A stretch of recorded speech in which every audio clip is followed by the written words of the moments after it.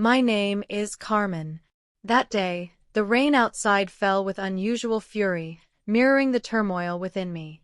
I was 16 years old, and life seemed on the verge of falling apart, but not in a dramatic movie way, rather slowly, painfully, like the rotting of a forgotten fruit.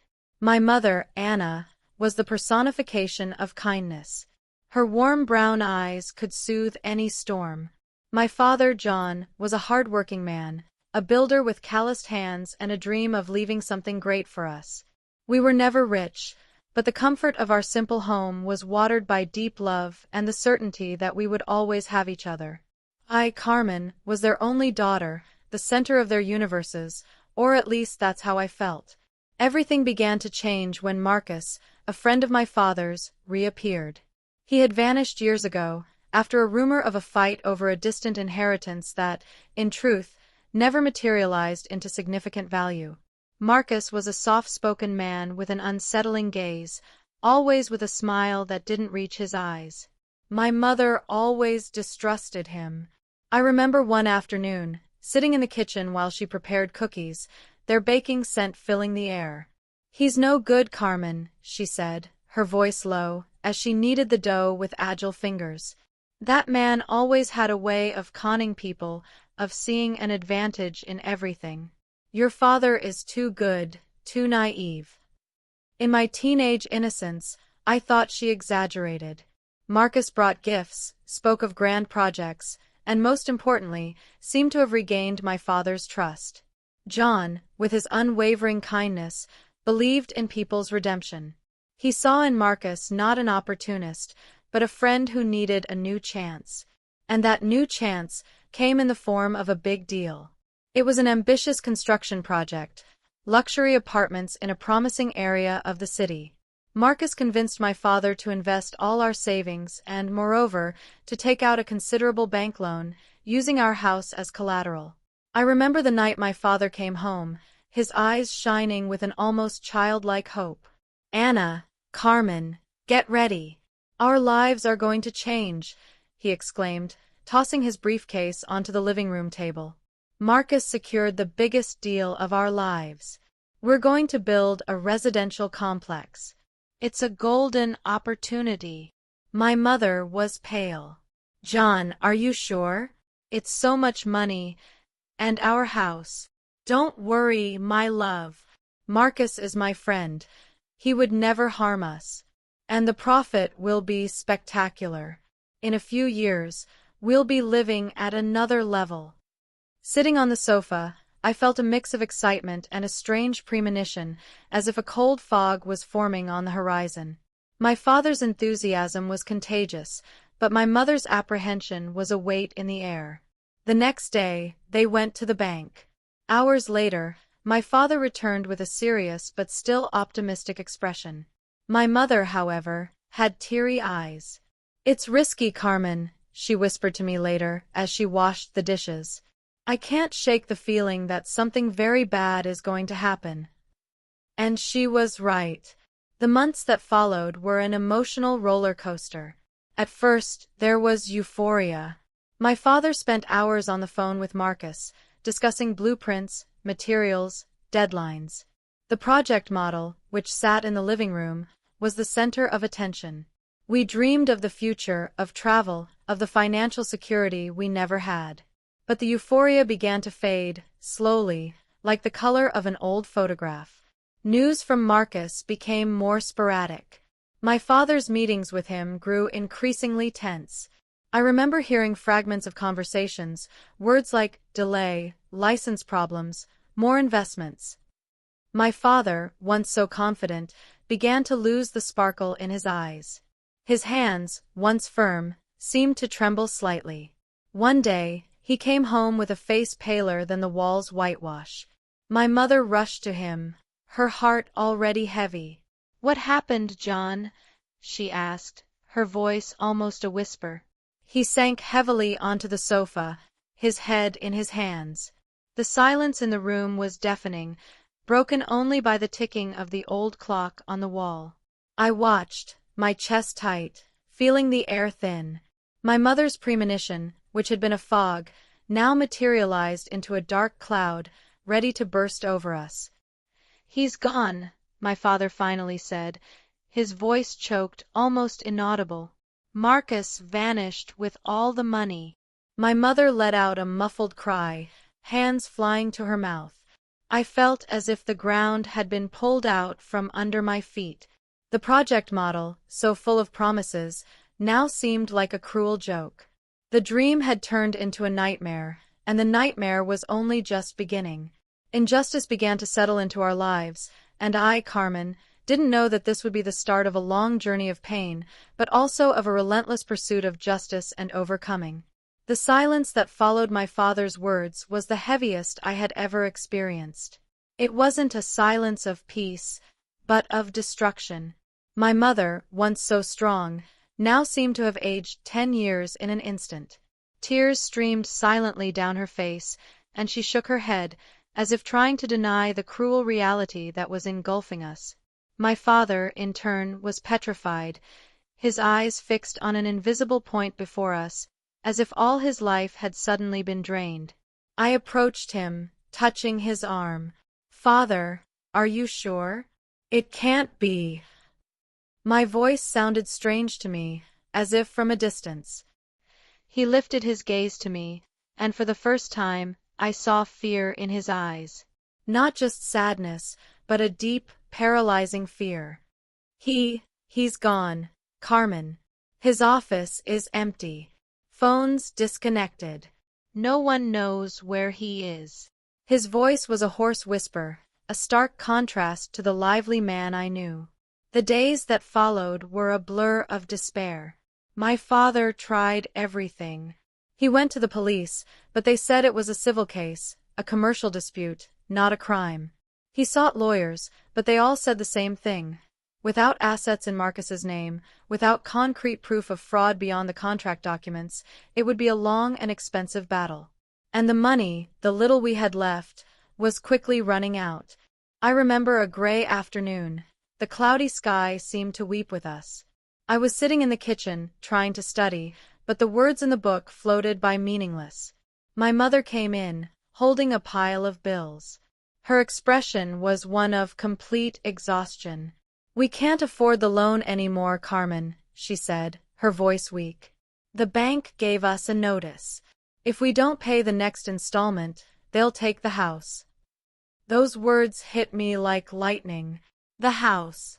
Our home, the place where I grew up, where we had so many memories. My heart began to pound erratically in my chest. But what about Father? Can't he do anything? She shook her head, eyes welling up. "He's devastated. He can barely get out of bed.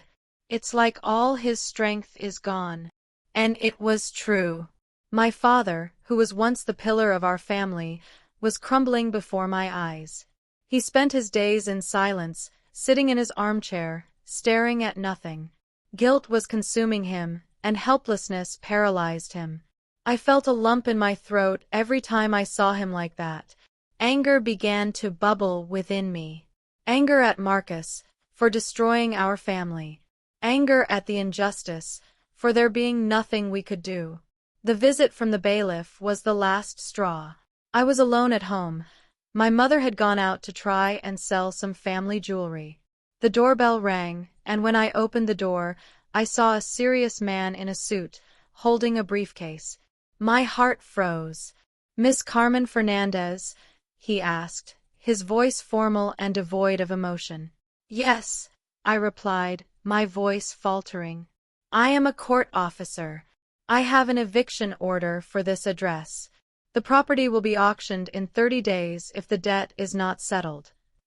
He handed me the papers, and with each word I read, I felt the air drain from my lungs. The letters danced before my tear-filled eyes. It was the end. Our house, our home, everything we knew would be taken from us. When my parents returned, I was sitting on the living room floor, with the papers scattered around me. My mother rushed to me, her face contorted with pain. My father stood in the doorway, his shoulders slumped, as if carrying the weight of the world. "I'm so sorry, my loves," he said, his voice broken. "I destroyed everything." My mother hugged him, tears falling onto his shoulders. "Don't say that, John. It's not your fault. It's that monster's." But the guilt was too heavy a burden for him to carry alone. In less than 2 weeks, my father had a heart attack. It was sudden and fatal. I was in the hospital, holding my mother's hand, when the doctor gave us the news. The world completely collapsed.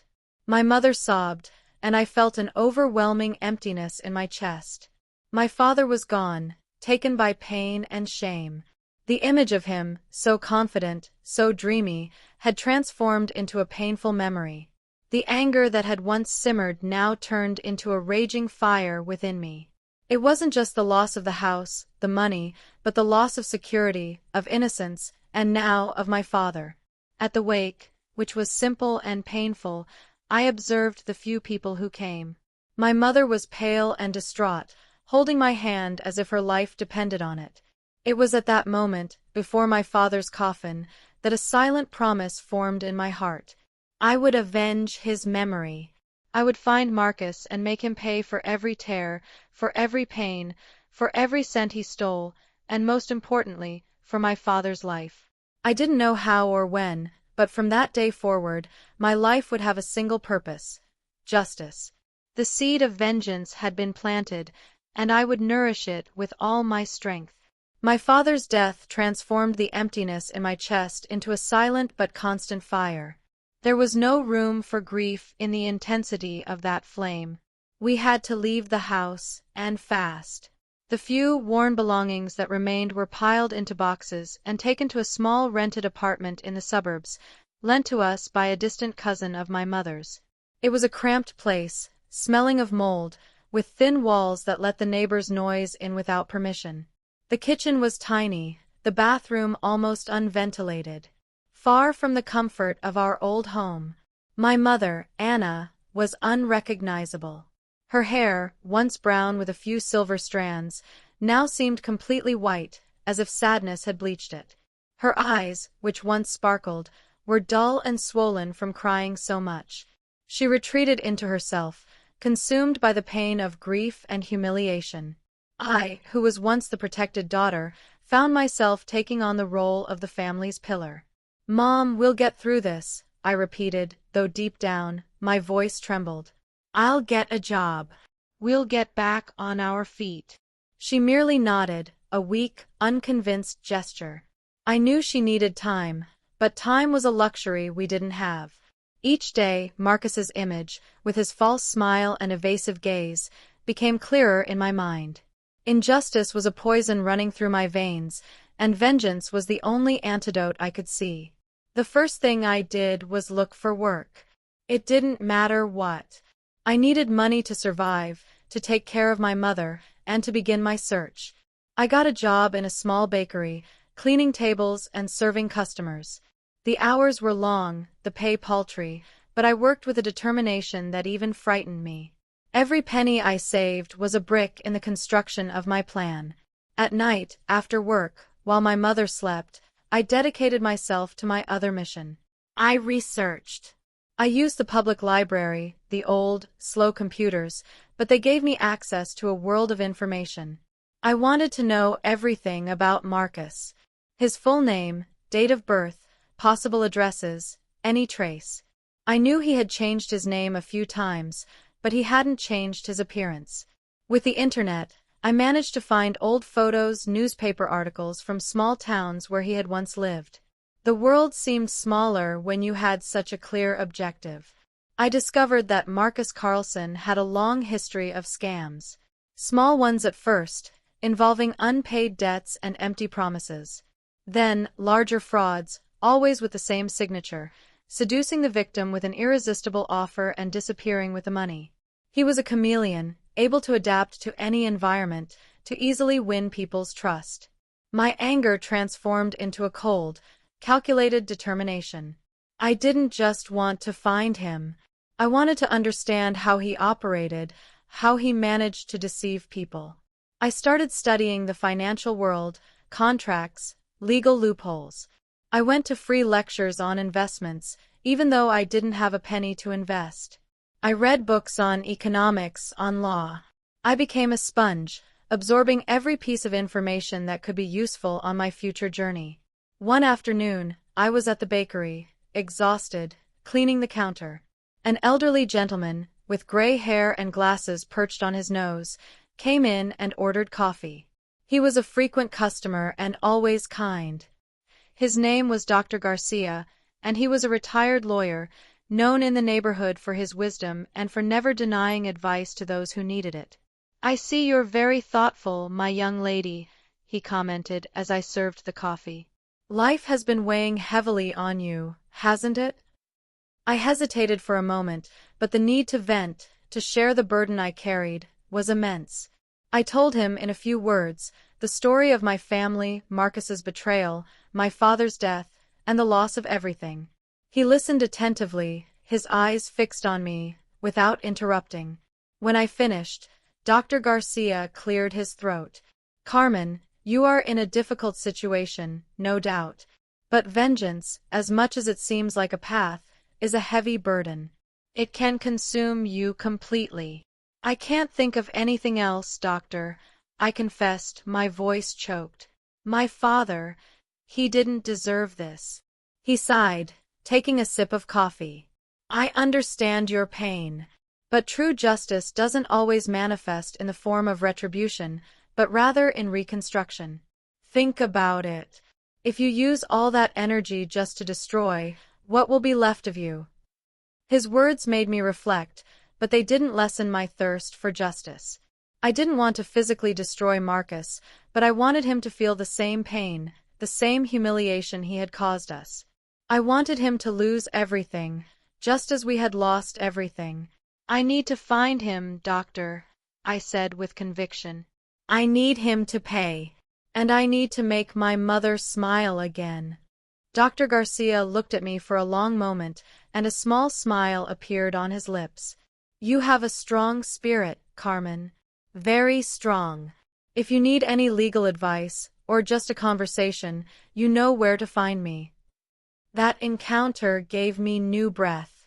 Not a deviation from my goal, but a realization that vengeance, to be complete, needed to be intelligent, calculated, and not just driven by fury. The seed of vengeance had been planted, and now it began to germinate, fueled not only by anger but also by an urgent need to rise from the ashes. I knew the path would be long and arduous, but I was ready for every step. Years passed. Each day was a battle, but also a step up. The bakery was my starting point, but not my destination. I absorbed everything. I learned to deal with people, to manage small inventories, to understand the dynamics of a business, however small. My mother, slowly, began to react. The pain was still there, but the shame diminished as she saw me fight. She started cooking again, tending to the withered plants I tried to keep on the windowsill. Life, somehow, began to regain its colors, albeit in pastel tones. My salary at the bakery wasn't enough. I needed more. I started doing odd jobs, private tutoring for children, typing documents for small offices, anything that generated extra income. Every real was saved with great discipline. My goal wasn't to accumulate wealth, but to build capital for my plan. And for that, I needed knowledge. Visits to the library became routine. Not just books on economics and law, but also on human psychology, on how to detect lies, on the behavior of con artists. I delved into the minutiae of the financial market, the mechanisms of legal protection, and the loopholes that allowed fraud. I felt like I was building armor, piece by piece, for the battle to come. Dr. Garcia continued to be a discreet mentor. He didn't encourage vengeance, but he understood the need for justice that drove me. He offered me law books, discussed complex cases with me, and gave me practical advice on how to build a solid professional profile. "The best revenge, Carmen," he told me once, as we had coffee at the bakery, "is success. It's showing that you are capable of rising again, even after being knocked down. Use your pain as fuel, not as a chain." His words echoed in my mind. I didn't want to be consumed by anger. I wanted to use it as an engine, At 20, I decided I needed more than odd jobs and simple employment. I needed a career that would give me the tools and knowledge to go after Marcus. With great effort and sacrifice, studying every free minute, I managed to get a partial scholarship to a night university for an accounting course. The choice was no accident. It was a course that would give me the foundation to understand the flow of money, the complexity of balance sheets, and the identification of financial irregularities. University years were exhausting. I worked during the day, studied at night, and on weekends, I dedicated myself to researching Marcus. I slept little, but with every class, every book, every discovery about the world of finance, I felt I was closer to my goal. My mother, seeing my dedication, also found a new purpose. She began making sweets and savory snacks to sell, helping with expenses and regaining some of her old joy in the kitchen. My graduation day was a milestone. My mother was there, with a genuine smile I hadn't seen on her face in a long time. Holding my diploma, I felt immense strength. It wasn't just a piece of paper, it was proof that I could go beyond the pain, that injustice wouldn't break me. I was Carmen, and I was ready. With my diploma in hand, the job market opened up a bit more. I got an internship at a large financial auditing firm. The environment was frenetic, demanding, but I thrived under pressure. My keen eye for detail, my tireless work ethic, and my thirst for knowledge made me stand out. In a short time, I was hired full-time and began climbing the ranks. I learned about fraud investigation, money laundering, and the tricks used by people like Marcus to cover their tracks. It was like field training for my own mission. With every new case I investigated, every fraud pattern I identified, I felt I was getting closer to my target. Marcus was a ghost, but a ghost with a signature. I studied him like a predator studies its prey. I knew he kept committing scams, moving between cities, changing identities, but the pattern repeated. During one of these cases, working on a risk analysis project for an investment firm, I gained access to a gigantic database of financial transactions. My fingers scrolled across the screen, filtering names, searching for patterns. And then it happened. A name, an address, a sequence of financial movements. Something pulsed within me. The name was different, but the details, the type of transaction, the money flow. It was him. Marcus. I felt a shiver run down my spine. The anger, once a silent fire, now transformed into a roar. But it wasn't a roar of despair. It was one of control. I had him. The prey was in my sights. Discovering Marcus's trail wasn't a coincidence, but the result of years of meticulous preparation. I had become an expert in tracing money, in identifying fraud patterns that escaped most eyes. He was operating in a coastal city in the Northeast, under a new name, Michael Ross, involved in a real estate investment scheme that sounded terrifyingly familiar. The irony was cruel. He used the same tactics, the same discourse, the same empty promises. My heart pounded, but rage didn't blind me. It fueled me. I couldn't simply confront him. I needed to expose him in a way that would hit him where it hurt most, in his freedom and reputation, taking away what he valued most, the ability to deceive. And for that, I needed irrefutable proof. I requested a leave from my job, using the excuse of a serious family problem. My mother, who had noticed my growing intensity, just looked at me with a mix of apprehension and hope. "Go, my daughter. But promise me you'll be okay." I arrived in that city with a detailed plan. Marcus, or Michael, lived in a luxurious condominium, a reflection of the money stolen from other victims. He maintained the facade of a successful businessman, organizing launch events for his projects in five-star hotels. My first week was spent observing. I followed him, studied his habits, his routines. He had a new partner, an elegant woman who seemed blind to his flaws, and he was surrounded by new investors eager for a chance to get rich quick. Seeing Marcus smiling, enjoying a life of luxury at the expense of so many others' pain, reopened the wound in my chest. The image of my father, wasting away on the sofa, and my mother, with lifeless eyes, gave me the strength to press on.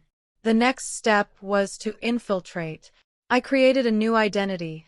Helena Bailey, an investor interested in large real estate ventures, with a convincing success story and, of course, money to invest. Part of my capital, the result of years of hard work and saving, would be used as bait. It was a risk, but a calculated one.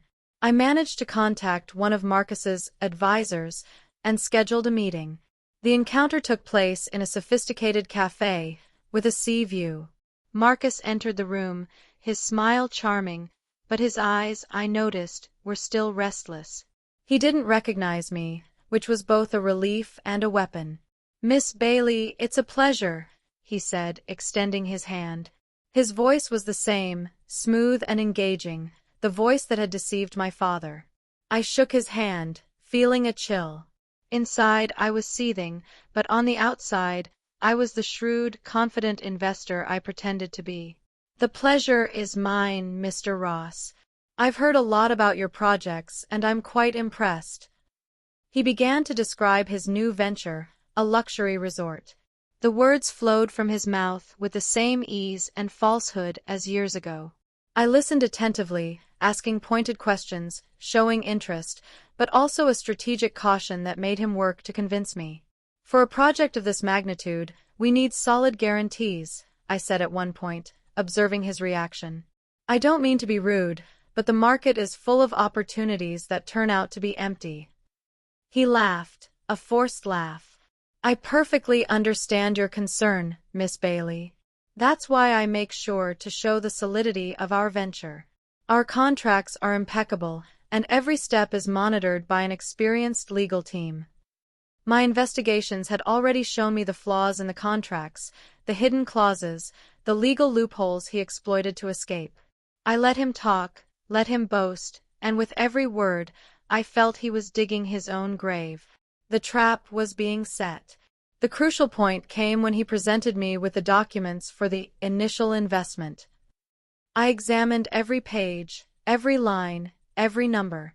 I found what I was looking for: the inconsistencies, the discrepancies, the fake signatures. This project was a replica of the scam that destroyed my family, only on a larger scale. "I'm convinced," I said with a smile, my eyes fixed on his. "But before we finalize, I'd like one last check. I have a trusted accountant who I'd like to review these documents at my office tomorrow morning. He's quite meticulous." He hesitated for a second, his smile faltering. "No problem, Miss Bailey. Transparency is fundamental to us." I knew he expected me to be convinced and that the checks would be a mere formality. But he didn't know that the trusted accountant was, in fact, a team of lawyers and forensic accountants I had discreetly hired, armed with all the evidence I had already collected. The next day, I arrived at my rented office for the occasion, accompanied by 2 lawyers and a forensic accountant. Marcus arrived, accompanied by his advisor, with the same arrogance. He entered the room, and his gaze met mine. At that instant, I saw a flicker of recognition in his eyes. A pale shade of shock began to color his face. "Carmen," he whispered, his voice failing. The smile on my face widened, but now it was a smile of triumph, not disguise. "Marcus. Or should I call you Michael?" His face went completely pale. He tried to turn and leave, but my lawyers, who were strategically positioned, blocked the exit. "Not so fast, Marcus," I said, my voice firm and clear. "You have a lot to answer for. Not just for my parents, but for all the other victims you've ruined." He was cornered. Injustice had been patient, but now it was vengeance's turn, cold, calculated, and irreversible. The shock on Marcus's face was a mixture of disbelief and panic. His eyes darted around the room, searching for an exit, an escape, but there was none. I watched him with a calm I didn't know I possessed, as my lawyers explained the situation in legal terms. They held the documentation he had given me, the inconsistencies I had pointed out, and a pile of evidence of his history of fraud, compiled from years of my research. "Mr. Ross," one of the lawyers began, his voice polished and firm, is being accused of financial fraud, money laundering, and swindling. We have robust proof that the scheme Mr. is operating here is identical to other scams Mr. has carried out in various cities, under different identities. Marcus tried to argue, his voice choked. This is a mistake. I don't know what you're talking about. It's not a mistake, Marcus, I interjected, stepping forward. Your name is Marcus Carlson. You destroyed my family's life, stole our money, and caused my father's death. I am Carmen, and I haven't forgotten. He knew it was the end of his charade. It wasn't long before the police arrived, discreetly called by my lawyers. Marcus was handcuffed right there, in front of me, and taken away.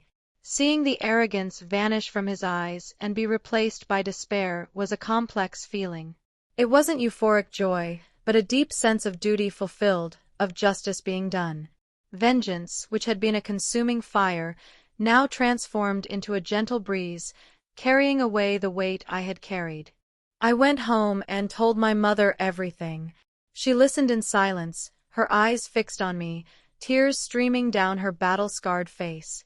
But this time, they weren't tears of sadness. They were tears of relief, of a peace we hadn't felt in a long time. Your father would be proud of you, Carmen, she whispered, hugging me tightly. You did what was right. The following months were dedicated to dealing with the legal process. With the evidence I had gathered and the testimony of other victims who emerged after Marcus's arrest, the conviction was swift and just. He was sentenced to a long prison term and ordered to return any traceable assets, which was little compared to what he had stolen over the years, but significant in principle. In time, the rented apartment in the suburbs became a place of new memories, not just of a forced new beginning. My mother, with the lightness in her chest, regained her joy. Her sweets and savory snacks became famous in the neighborhood, and she opened a small shop, full of colors and aromas. I, for my part, continued my career in auditing. My personal experience gave me a unique insight into investigating fraud, and I became a reference in the field, helping other victims find justice. Overcoming didn't come from material wealth, although my financial life had stabilized. The true victory was seeing my mother smile again, was feeling the lightness of my soul for having fulfilled my promise to my father. The shadow of Marcus and injustice dissipated, and in its place, a future of hope and purpose was born. The story of injustice had been painful, that of vengeance necessary, but that of overcoming, that was the most beautiful of all. I, Carmen, was no longer the frightened girl from the tool shed. I was the woman who rose from the ashes, stronger, wiser, and finally at peace. What did you think of Carmen's story? Tell us in the comments. We'd love to hear. If you like this story, please like and share this video so more people can be moved, and subscribe to the channel for more touching stories.